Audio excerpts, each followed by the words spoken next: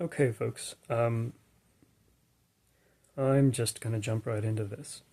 So, one of my major goals in life has been to resist what I would call morally anemic truth seeking. So, there are certain websites and intellectual development routes through which you can work on extremely advanced, high level abstractions in long form writings. And yet, even if you do that for 5, 10, or 20 years, you're not going to save a single life. You're not going to reduce suffering in any meaningful way. And you're not really going to have a significant impact on human beings who are in need in various ways. So I resisted joining certain kinds of intellectual circles, despite the fact that I loved to consume their content in order to keep my intellect active and stimulated. Okay? I don't want to name names of, I don't know, people and places that reward morally anemic truth seeking, but I think you know exactly the type of person who qualifies as somebody who deals with really advanced abstractions but never really meaningfully helps anyone in their entire lives. I don't want to be that sort of person, even today. So, someone once said that courage is the only virtue you can't fake. And I would say that if you meet somebody who claims to be a truth seeker, you want to try to identify the following as it pertains to them, okay? This is not an exhaustive list of things you want to look for, but it's just some of the things you want to look for in order to identify whether you're dealing with like a self-interested bullshitter or somebody who really does seek the truth, no matter the cost. So, number one, you want to identify an archive of reputational risks. You shouldn't be recklessly risking your reputation, but if somebody hasn't really had skin in the game of, you know, putting their neck out there in some way, especially given that they have access to the internet, that's a sign that something is suspicious, okay? They may be trying a little too hard to play the field and curry favor with too many people instead of actually just putting their face or their name out there behind a perspective that comes with costs. You also want to look for evidence of changing one's mind. Um, Preferably someone will have like an article or a video or something in which they talk about ways they've changed their mind. Uh, Properly seeking the truth will involve getting humbled, sometimes by others, sometimes by yourself, sometimes by circumstances. So you want to look for that and not just endless confirmation bias. You also want to look for costs paid, although obviously this, once again, shouldn't be done recklessly. So sometimes this involves the loss of friendships or job opportunities or romantic relationships or familial connections. You can be clever enough to avoid major relational losses in your truth seeking efforts, but this is one thing to keep in mind when someone says that truth is the main thing they care for. Um, if everything is intact and improving in their relational life, then it could be a sign that someone has either an enormous degree of what the academic literature might call political skill, or else a tendency toward being something of a sycophant.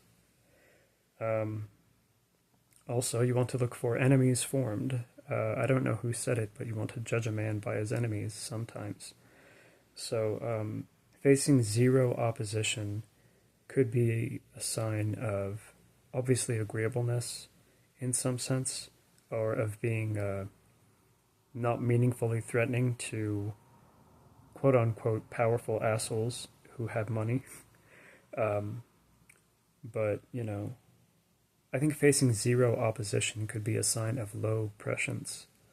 So, uh, I don't know who would be my enemy if I were to have, say, 10 million people exposed to all of my YouTube videos or something. Um, but I suspect that, some people would naturally get mad about the fact that I'm not exclusively uh, espousing views that help them enhance their own material interests through advancing the worldviews that they have inherited or voluntarily adopted. And then you also want to, this is one of the most important things to look for that a lot of people miss, problems solved, okay? You can have a blog in which you write millions of words and, you're inventing and updating abstractions all day, every day. But if somebody asks you, which problems did you solve and for whom and under which resource constraints, you can't properly answer them with anything that you're pleased with. So there's a difference between rampant IQ signaling and prescient problem solving. And the latter is something you can only access once I think you develop a certain sense of what people are experiencing and suffering, whether in their day-to-day lives or on a large scale, when they face atrocities or, anti-Semitic violence or something. So yeah, this is just some food for thought. This is not a perfect list. I haven't thought super deeply about it. I just scribbled some notes while I was drinking tea today.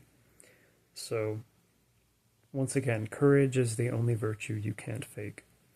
The author who published that thought also said, never trust a man who doesn't have enemies.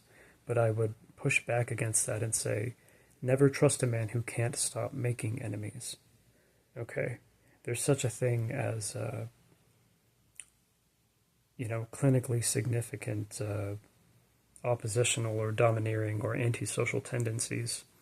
And you want to not reward somebody or affiliate with somebody who kind of exclusively tries to bring people down. I try to do what I can to improve, obviously, human psychological health, safety, and well-being through these videos. And if somebody wants me to delete a piece of content from either, YouTube or my blog or anywhere else, I can delete stuff right away. I have no interest in having nothing but these kind of cheap, low-effort attempts at helping people stay up in completely unblemished states. I don't want to be totally inoffensive, but, if someone is just well-meaning and making an honest living and they're saying, hey, I didn't appreciate that thing you posted, then I'll just be like, all right, I'll get rid of it, I don't have to make someone's life harder if they're just